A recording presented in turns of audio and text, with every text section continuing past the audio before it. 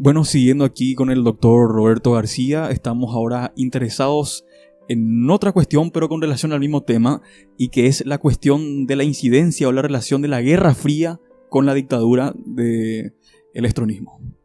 Bueno, nosotros tenemos que entender y saber de que la Guerra Fría oficialmente tiene inicio en 1947, 2 años después de culminado la Segunda Guerra Mundial.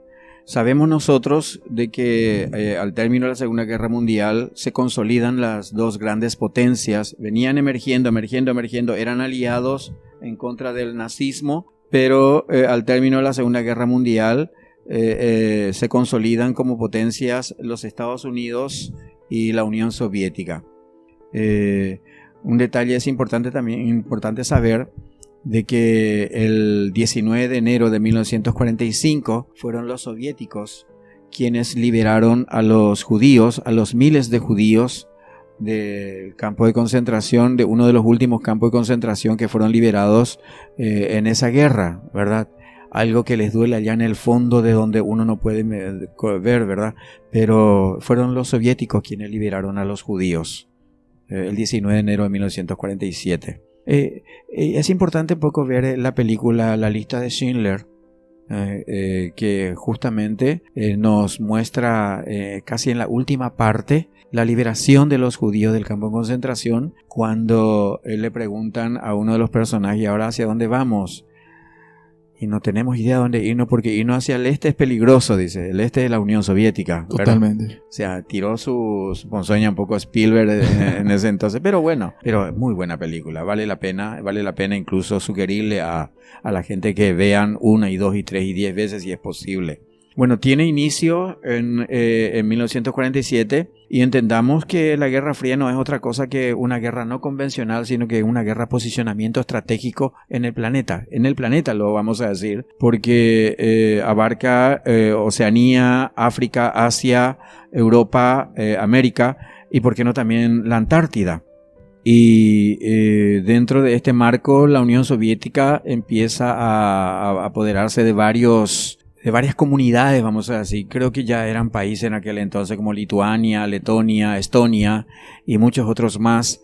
Y Estados Unidos empieza a consolidar un poco su apoyo a Europa con el Plan Marshall y más cosas después de la Segunda Guerra Mundial. Y eso no es otra cosa que posicionarse estratégicamente en el mundo. Japón queda bajo el dominio total de los Estados Unidos.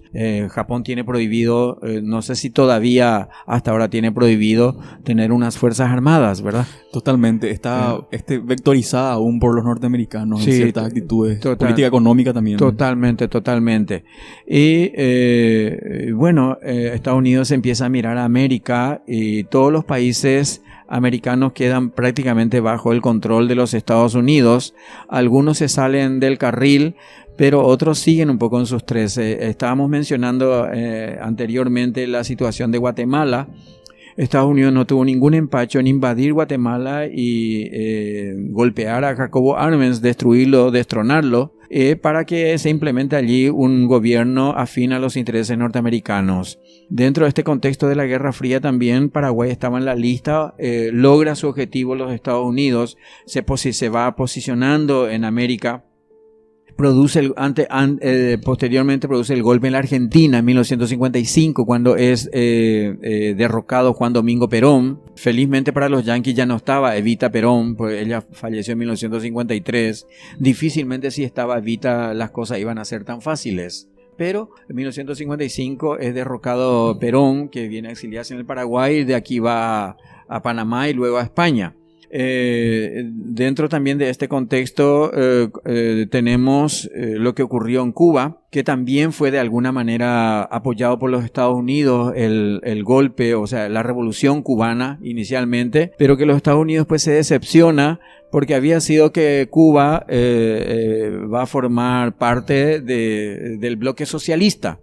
Algo que los Estados Unidos no se lo perdonó, al punto de que logra Estados Unidos que la OEA en 1961 o 63 le aparte a Cuba de la OEA y empieza el bloqueo criminal que todavía hasta hoy se sigue prolongando a pesar de la apertura demostrada por Barack Obama, ¿verdad? A pesar del encuentro de Raúl Castro con Barack Obama, pero todavía muchas empresas norteamericanas no pueden venir a Cuba porque le castigan en los Estados Unidos.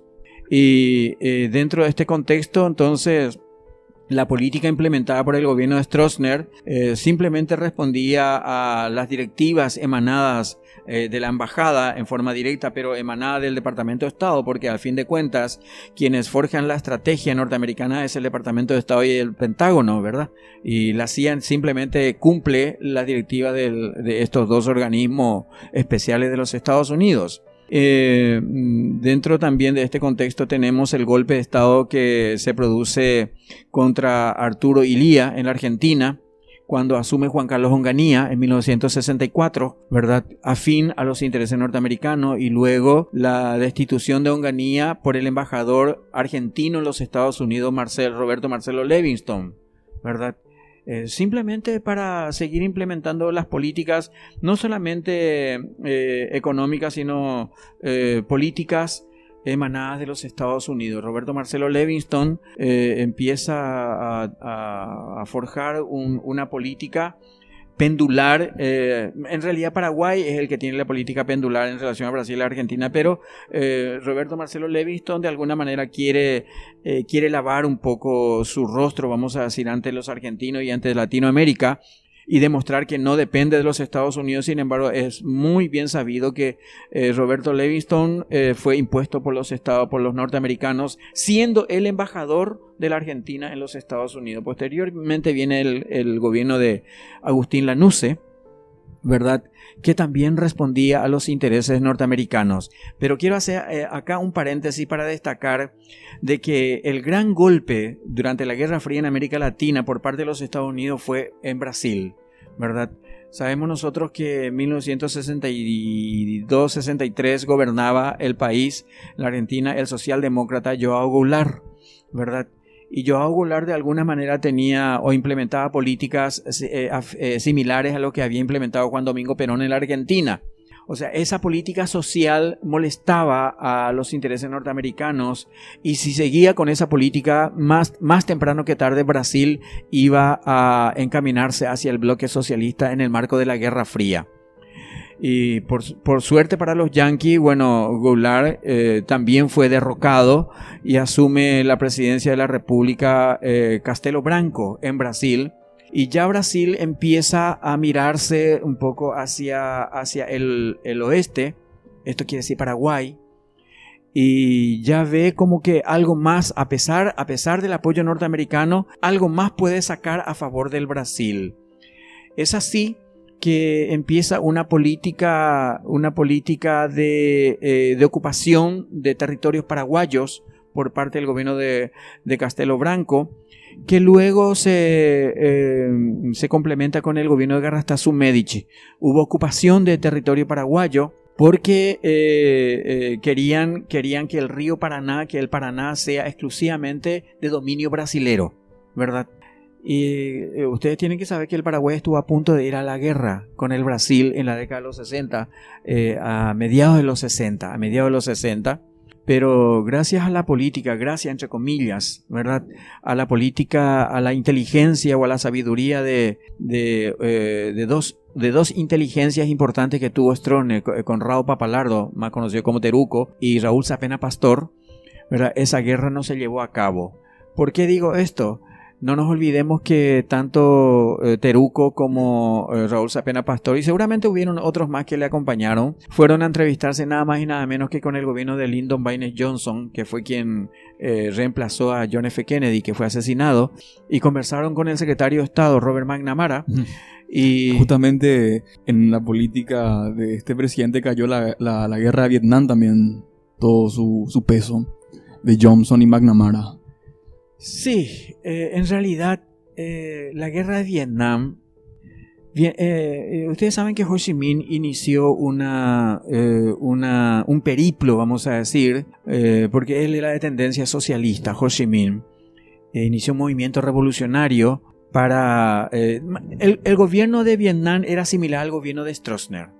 Entonces, para liberarse de ese gobierno, Ho Chi Minh inició toda una patriada Y los franceses estaban ocupando en ese entonces Vietnam.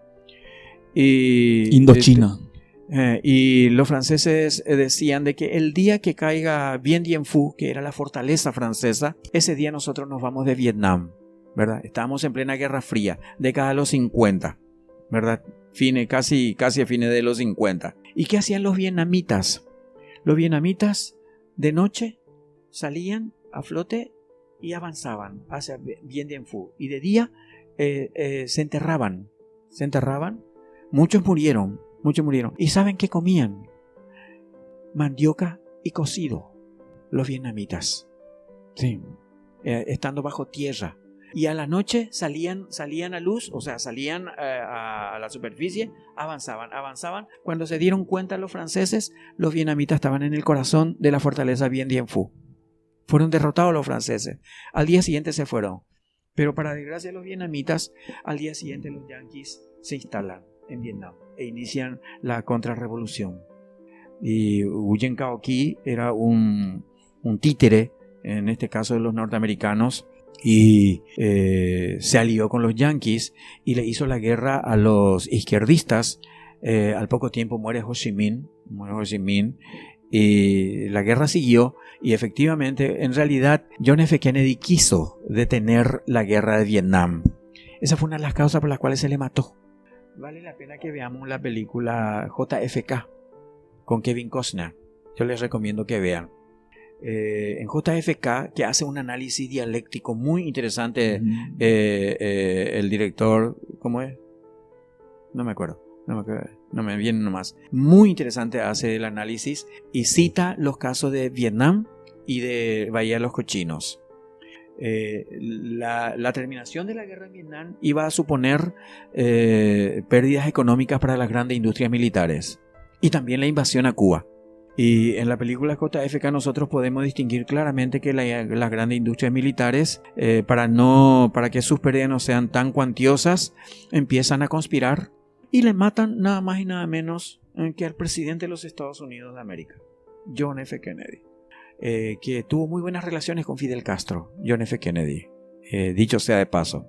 Y bueno, efectivamente el peso de la guerra de Vietnam, en ese tiempo aparece Jane Fonda encabezando grandes manifestaciones en contra de la guerra. Cassius Clay perdió su título por negarse a participar de la guerra. Cassius Clay fue campeón mundial peso pesado. Muhammad Ali. Y sí, después de Johnson viene Richard Nixon,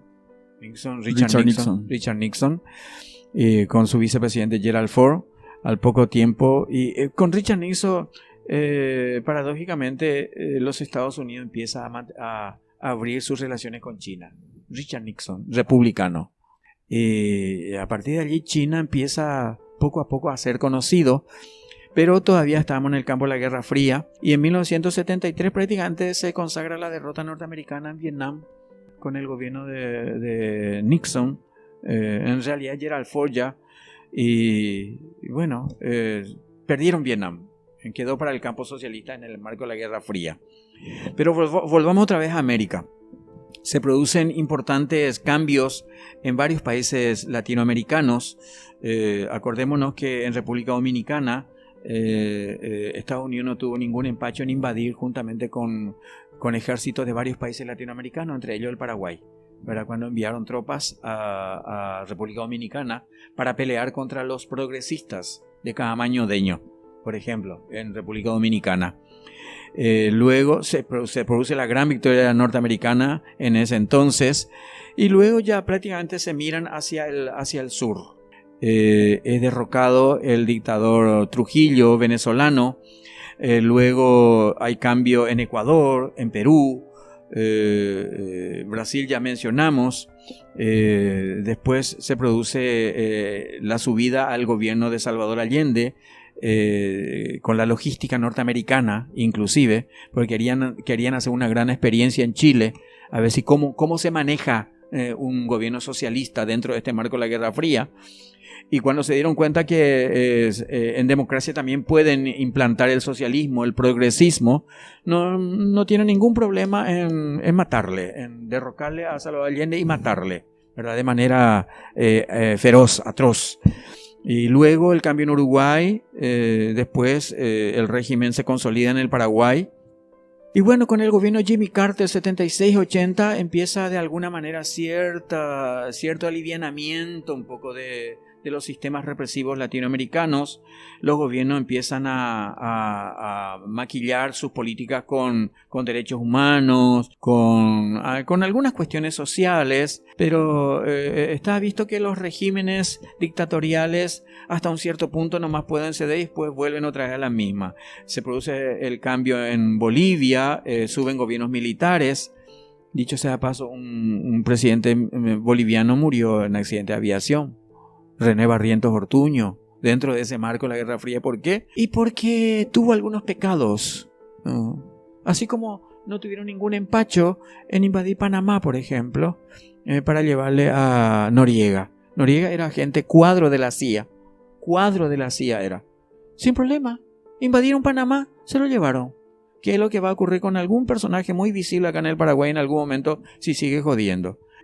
Y bueno, casi podríamos decir que las políticas implementadas en esta parte de la región son políticas que responden a los intereses yanquis. Definitivamente en 1989 se produce la caída del muro de Berlín, la gran victoria capitalista sobre el socialismo, y a partir de allí se producen importantes aperturas en todo el mundo y la Unión Soviética se desborda y desaparece como Unión Soviética, y muchos de los países que fueron sometidos a la Unión Soviética empiezan a lograr su independencia, y hoy seguimos navegando hacia la democracia.